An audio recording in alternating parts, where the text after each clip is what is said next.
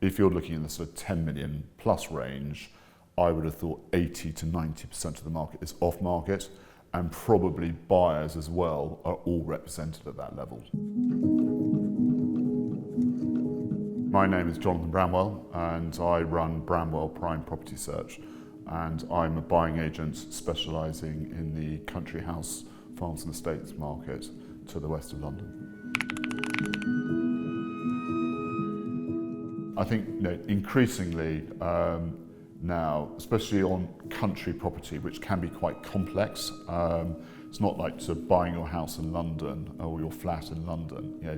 Buying a country house, especially if it's got land or it's a listed building, there can be all sorts of issues with that. So a buying agent, first of all, should be able to find you the right property. And again, increasingly, a lot of that is off market.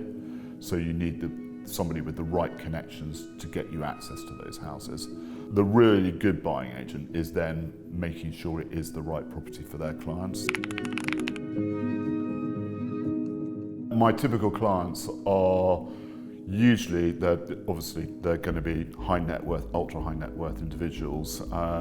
Mainly they're looking to buy a home in the countryside, either because they're living in London and they're doing the big move out to the countryside because they've got probably a schooling need for children, or as a second home, and so they want to be in desirable countryside with the right amenities and to enjoy weekends or holidays. In my world, there's nothing like an old client. I mean, my clients are clients for life. Most of them become friends during the process. 25 years ago, the classic brief from clients was we want a Georgian country house with loads of acreage. I think now the world has changed where buyers have become younger. The way people live has changed. I mean, everything now is about informal living rather than formal living.